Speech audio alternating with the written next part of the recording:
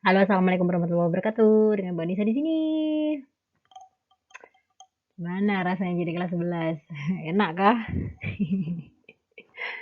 Anyway, kita ketemu lagi ya setelah tahun kemarin. Pas kalian kelas 10, kalian ketemu Ibu di ketemu Gizi.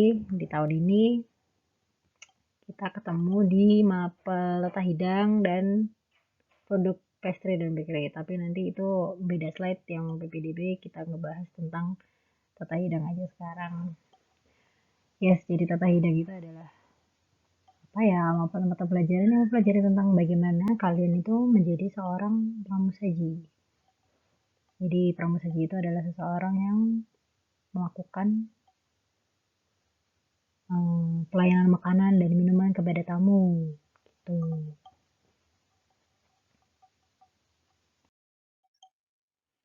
Nah, selain kita mempelajari bagaimana cara kita bersikap sebagai pramusaji, nanti kita di Tata Hidang juga akan mempelajari tentang menu kontinental, karena menu kontinental itu cukup berbeda dengan menu oriental ataupun menu Indonesia. Kemudian juga kita akan mempelajari tentang jenis-jenis penyajian makanan, kan ada pelayanan makanan cara Amerika, cara cara cara Inggris, kemudian masih ada cara Prancis, cara Rusia, macam-macam banyak. Kemudian juga kita akan belajar tentang table setting, karena setiap cara penyajian yang dari beberapa negara tadi itu punya table settingnya berbeda-beda. Kemudian yang terakhir adalah menyajikan minuman. Jadi minuman di sini tuh bisa minum alkohol, minuman tidak beralkohol, dan juga kopi dan teh. Tuh. Dan Tata Hidang sendiri kita dikasih waktu sekitar 7 jam pelajaran per minggu, dan mata pelajaran wajib lulus di kelas 11. Jadi kalau misalnya kalian nggak lulus atau nilaimu masih di bawah KKM, ya mohon maaf, itu bisa menjadi pertimbangan kita untuk tidak menaikkan kamu ke kelas 12. Jadi tolong nih, karena udah jamnya banyak, terus kemudian mata pelajaran wajib lulus, jadi ibu mohon meskipun kita dalam keadaan yang serba terbatas kayak gini, semangat belajar kalian di Komite Tata Boga masih apa ya, berapi-api, kayak berapi-api berapi-api masih besar, kayak misalnya kayak kamu pas di kelas 10 kemarin itu ya. Oke, materi apa aja yang akan kita pelajari di Mapel Tata Hidang untuk semester 1? Kita akan belajar tentang merancang menu, tapi ini berbeda ya dengan menu gizi seimbang yang sudah kita pelajari di ilmu gizi kemarin. Kemudian kita akan belajar tentang menu kontinental, karena cukup berbeda ya. Menu kontinental itu berbeda dengan menu oriental dan menu Indonesia. Yang ketiga, kita akan belajar tentang perabot perabot di area restoran. Yang keempat, kita akan belajar tentang cutleries dan alat hidang. Jadi cutleries itu kan alat makan, kalau alat hidang ya kayak piring atau mangkok gitu. Tapi kalau cutleries itu yang dimasak alat kecil kayak silverware, jadi dia masuk kayak sendok, garpu, pisau, itu masuk kayak ke cutleries. Yang kelima, kita nanti akan belajar tentang napkin folding. Yang kelima, yang keenam, kita akan belajar tentang waitressing atau how to be a good waitress. Jadi apa aja yang kalian butuhkan atau sikap apa aja yang harus kita tunjukkan sebagai seorang pramusaji. Nanti kita belajar di semester 1. Untuk semester 2, kita nanti akan belajar tentang table setup, karena table setup itu adalah basic dari satu pelayanan makanan. Table setup sendiri itu sebenarnya ada yang basic, ada yang elaborate, dan tergantung dengan jenis pelayanan makanan yang akan kita lakukan. Kalau misalnya table setupnya untuk American service, itu nggak bisa dipakai untuk Russian service gitu. Jadi Russian service, setup untuk Russian service yang nggak bisa dipakai untuk French service gitu loh. Nah, kemudian yang kedua, di semester 2 ada pelayanan makanan catering dan restoran, karena pelayanan catering itu kan cukup berbeda dengan pelayanan di restoran. Maksudnya ada perbedaan, kalau misalnya di catering itu kan lebih ke self service, tapi kalau restoran itu kan ada, ya itu tadi, kita sebagai pramusaji melakukan pelayanan makanan terhadap tamu. Nah, yang ketiga nanti kita akan belajar tentang macam pelayanan makanan. Jadi pelayanan makanan itu kan, atau food service itu banyak.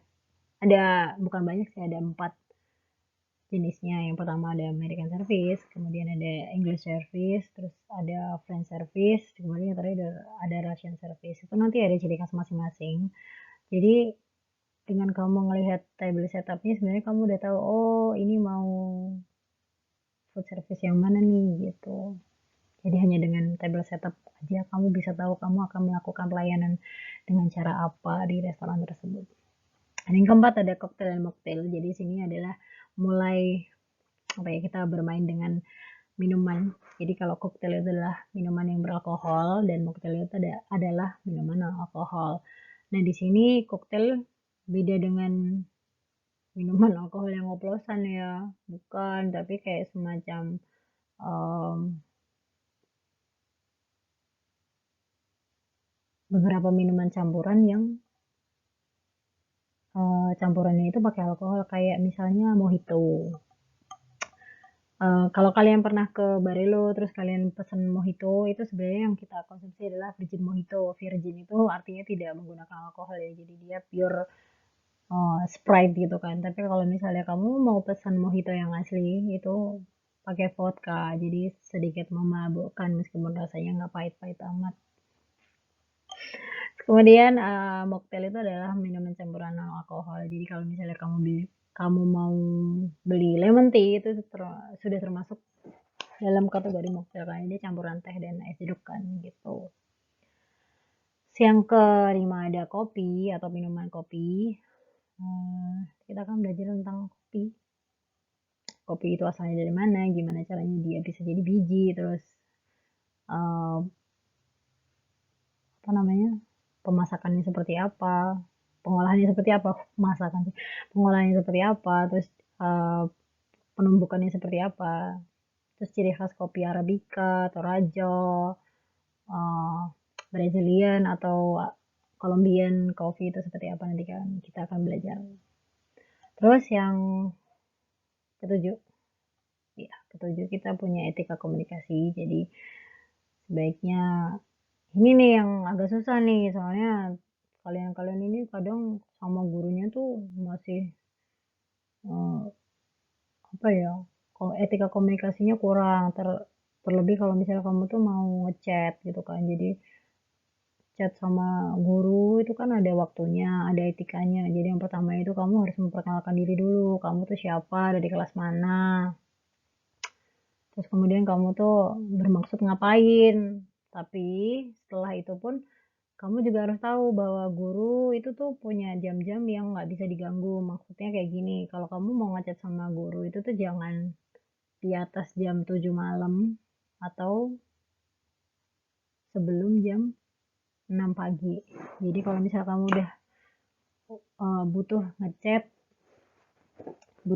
dan ternyata sudah lebih dari jam 7, itu ya paling tidak pakai kata-kata, maaf ibu ganggu sebentar, saya ini dari kelas ini bermaksud untuk menanyakan tugas misalnya, atau bermaksud untuk menanyakan uh, pengumuman di sekolah gitu-gitu. Jadi jangan langsung, bu begini ya bu ya, nah, itu nggak sopan. Jadi sebenarnya saya tuh males bales chat kalian tuh karena ya gitu, etikanya nggak ada. Jadi kayak, emangnya aku temenmu, kalau kamu ngechat sama temenmu ya silakan, jam-jam berapapun ya silakan, tapi kalau sama orang tua atau sama guru itu ada etikanya. Jadi ini sekalian ya, jadi nggak cuman apa ya, nggak cuman etika berkomunikasi secara langsung aja, tapi semua semua apa ya, semua komunikasi baik itu secara langsung atau tidak langsung itu selalu ada etikanya gitu. Kemudian yang terakhir di semester 2 kita akan belajar tentang room service. Room service ini tuh lebih di apa ya, kaitannya sama perhotelan sih. Jadi kalau misalnya pelayanan catering dari restoran itu kan di luar ya, di tempat lain. Tapi kalau room service itu adalah pelayanan makanannya yang datang ke kamar kita, dan itu tuh prosesnya mulai dari pemesanan sampai sih makanan datang ke kamar kita itu tuh ada beberapa tahap. Nah, kita akan mempelajari tahap-tahap tersebut. Gitu. Sekiranya nanti ada pertanyaan, kalian bisa apa ya? Bisa share di WhatsApp group yang udah Ibu bikin. Jadi jangan by Japri tapi tolong kalian masuk ke grupnya terus kemudian kita sharing-sharing di sana gitu ya.